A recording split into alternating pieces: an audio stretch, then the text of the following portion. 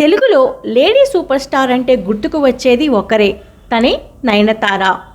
ఒకప్పుడు స్టార్ హీరోల సరసన హీరోయిన్గా నటించిన ఆమె ఇప్పుడు కథను నడిపించే స్థాయికి ఎదిగింది. అందంతోనే కాదు, తన పనితనం, నిర్ణయాలతో ఇండస్ట్రీలో ఒక గుర్తింపు తెచ్చుకుంది. కెరీర్లో విజయం, ప్రేమలో వివాదాలు, చివరకు ఆ ప్రేమనే పెళ్లిగా మలుచుకున్న నయన్. ఇవన్నీ చూస్తే ఆమె కథ సినిమా కంటే ఏమాత్రం తక్కువ కాదు. స్టార్గా మొదలై సూపర్ ఉమెన్గా మారిన నయనతార జీవిత కథను ఈ వీడియోలో తెలుసుకుందాం. 1984 నవంబర్ 18న బెంగళూరులో ఒక క్రిస్టియన్ కుటుంబంలో జన్మించింది నయనతార. నయనతార అసలు పేరు డయానా మేరీ కురియన్. ఆమె తండ్రి కురియన్ కొట్టియట్టు భారత వాయుసేనలో ఉద్యోగం చేశారు. ఉద్యోగరీత్యా కుటుంబం తరచూ రాష్ట్రాలు మారుతూ జీవితం గడిపింది. అందుకే నయనతార చిన్నతనంలో గుజరాత్, ఢిల్లీ, తమిళనాడు, కర్ణాటక, కేరళ ఇలా దేశం నలుమూలల్ని తిరిగింది. చివరికి తిరువనంతపురంలోని మార్తోమా కాలేజ్లో బీఎస్సీ ఎలక్ట్రానిక్స్ చదివింది. కాలేజ్ సమయంలోనే ఆమె మోడలింగ్ ప్రారంభించింది. కేరళలో బెస్ట్ మోడల్గా ఎంపికయ్యింది. అదే సమయంలో ఆమె ఫోటోలు చూసిన దర్శకుడు జయరాజ్ మనస్సి నక్కరే అనే మలయాళ చిత్రంలో అవకాశం ఇచ్చాడు. అదే ఆమె సినీ జీవితం ప్రారంభమైన క్షణం. ఆమె తొలి సినిమా హిట్ కావడంతో తమిళ్లో అయ్యా, చంద్రముఖి లాంటి చిత్రాలు వచ్చాయి. తెలుగులో వెంకటేష్ సరసన లక్ష్మీ సినిమాతో గుర్తింపు తెచ్చుకుంది. తర్వాత బాస్, యోగి, తులసి, సింహ వంటి సినిమాలు చేస్తూ స్టార్డమ్ సంపాదించింది. కానీ ఈ ఫేమ్ వెనుక ఎన్నో కష్టాలు, ఒంటరితనం, విమర్శలే ఎక్కువగా ఉన్నాయి. 2007లో తమిళ్లో బిల్లా సినిమాతో గ్లామరస్ స్టార్గా పేరు తెచ్చుకుంది. కానీ గ్లామర్కి మాత్రమే కాదు, నటనకి ప్రాధాన్యమిచ్చే పాత్రల్లో నటించాలని ఆమె ప్రయత్నించింది. రాజా రాణి, నానుం రౌడీదాన్, ఆరం వంటి చిత్రాల్లో ఆమె నిజమైన నటిగా గుర్తింపు పొందింది. 2008లో ప్రభుదేవ దర్శకత్వం వహించిన విల్లు సినిమాలో విజయ్ హీరోగా, నయనతార హీరోయిన్గా నటించారు. షూటింగ్ సమయంలోనే ప్రభుదేవ, నయనతారల మధ్య క్లోజ్ బాండింగ్ మొదలయ్యింది. నయనతార అప్పటికే స్టార్ హీరోయిన్, ప్రభుదేవ ఇండియాలోనే టాప్ కొరియోగ్రాఫర్. సహజంగానే వీళ్ళిద్దరూ ఒకే సెట్లో ఎక్కువగా టైం గడిపారు. మ్యూజిక్, డ్యాన్స్, స్క్రిప్ట్ డిస్కషన్ చేస్తూ మధ్యలో ఒక అనుబంధం పెరిగింది. ఆ సమయంలో నయనతార కెరియర్ పీక్లో ఉంది. ప్రభుదేవ మాత్రం అప్పుడే తన మొదటి సినిమాతో డైరెక్షన్లో అడుగుపెట్టారు. వారి మధ్య ఏర్పడిన అనుబంధం కాస్త ప్రేమగా మారింది. కొద్ది మాటలు, మెసేజ్లు, గిఫ్ట్లు, బయట డేటింగ్ ఇవన్నీ మొదలయ్యాయి. కానీ ప్రభుదేవాకి అప్పటికే భార్య, 3 పిల్లలు ఉన్నారు. అయితే నయనతారను పెళ్లి చేసుకోవాలనే ఉద్దేశంతో ప్రభుదేవ తన భార్యను విడాకులు అడిగారు. అదే సమయంలో నయనతార తన కెరీర్ని పక్కన పెట్టి ప్రభుదేవ మీదే ఫోకస్ పెట్టింది. వీరి ప్రేమ పబ్లిక్గా బయటపడింది. మీడియా హడావుడి మొదలయ్యింది. అభిమానులు కూడా బాగా షాక్ అయ్యారు. నయనతారను కొందరు విమర్శించారు, మరికొందరు మద్దతుగా నిలిచారు. 2010లో నయనతార చేతిపై ప్రభుదేవ టాటూ కూడా వేయించుకుంది. అదే సమయంలో ప్రభుదేవ భార్య లత ఫ్యామిలీ కోర్టులో పిటిషన్ దాఖలు చేసి ఆయనకు నయనతారతో ఉన్న సంబంధం తేల్చాలని డిమాండ్ చేశారు.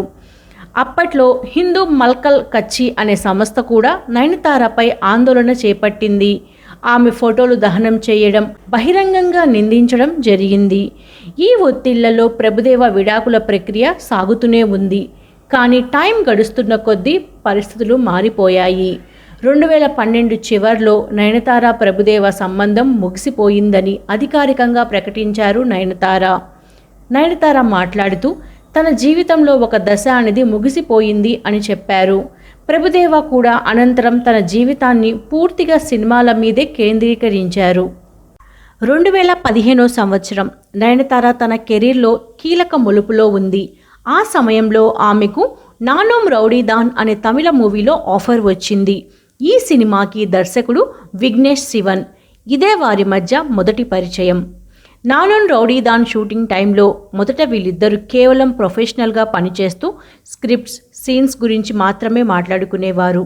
కానీ తక్కువ టైంలోనే వీళ్ళిద్దరి మధ్య బలమైన కనెక్షన్ ఏర్పడింది. నయనతార చాలా సీరియస్ పర్సనాలిటీ, విఘ్నేష్ మాత్రం ఫన్నీ అండ్ హ్యూమరస్. అతని చిలిపి నేచర్ నయనతారను బాగా ఆకర్షించింది, ఆమెను ఇంప్రెస్ చేసింది. ఆమెకు అప్పుడు చాలా ఎమోషనల్ పీరియడ్. ప్రభుదేవాతో బ్రేకప్ అయిన తర్వాత మళ్ళీ నమ్మకంగా ప్రేమలో పడటానికి నయనతారకి సరైన సమయం కాదు. కానీ విఘ్నేష్ ఆమెకు సపోర్ట్, రెస్పెక్ట్, ఫ్రెష్ ఎనర్జీ ఇచ్చాడు. ఆ సినిమా పూర్తయ్యే సమయానికి వాళ్ళ రిలేషన్ ఆల్రెడీ డీప్ అయ్యింది. కానీ ఈ రిలేషన్ని చాలా ప్రైవేట్గా ఉంచారు. ట్రావెల్ ఫొటోస్, ఇన్స్టా క్యాప్షన్స్ ద్వారా అభిమానులకు కొంచెం క్లారిటీ వచ్చేది. వీరి ప్రేమ ఏకంగా సెప్టెంబర్ 2015 నుండి 2022 వరకు దాదాపు 7 ఏళ్ల రిలేషన్షిప్లో ఉన్నారు. అంతకు మధ్యనే విఘ్నేష్ ఆమెకు విలువైన గిఫ్ట్స్, హ్యాండ్ రైటింగ్ నోట్స్, చిన్న చిన్న గిఫ్ట్స్ ఇచ్చేవారు. ఇవే వాళ్ళ బంధాన్ని బలపరిచాయి. నయనతార చాలా మందితో డేట్ చేసింది, కానీ విఘ్నేష్ని మాత్రం నిజంగా జీవిత భాగస్వామిగా చూసింది.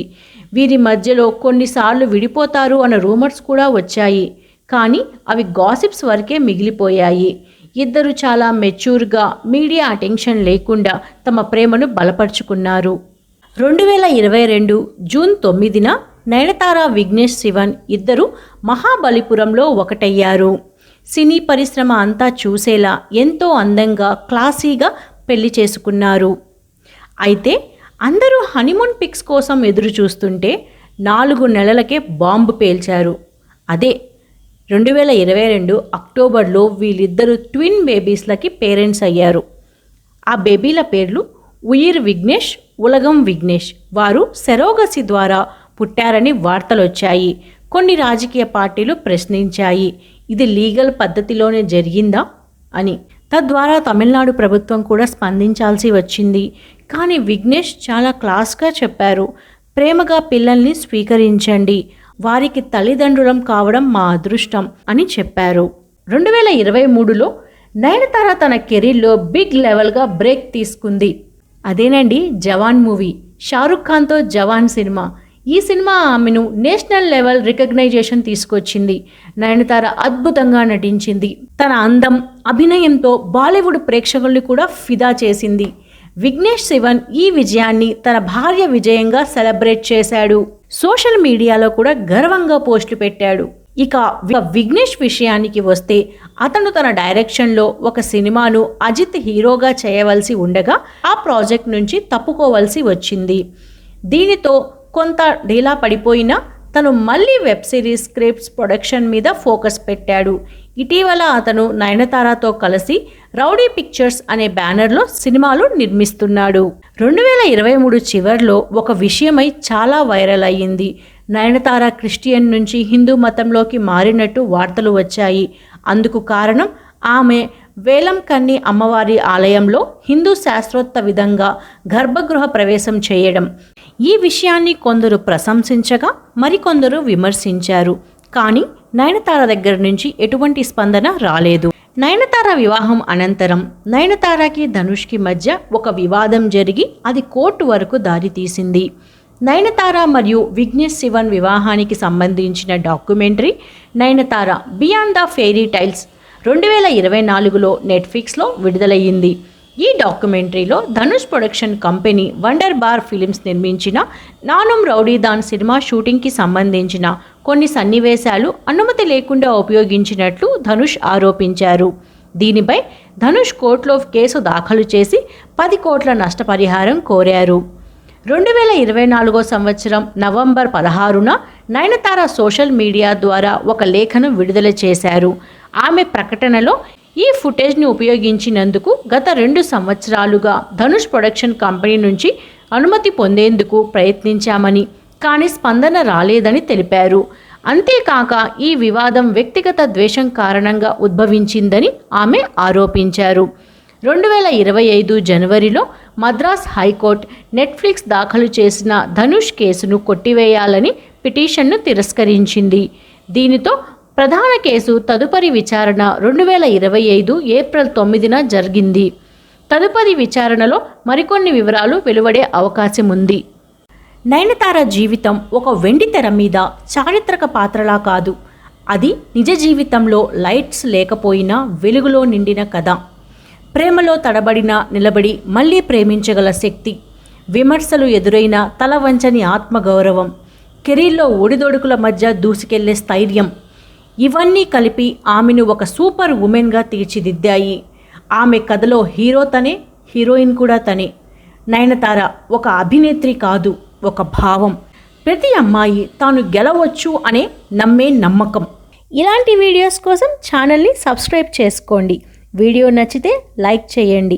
కామెంట్స్ ద్వారా మీకు కావలసిన మిస్టరీ వీడియోస్ని తెలియచేయండి.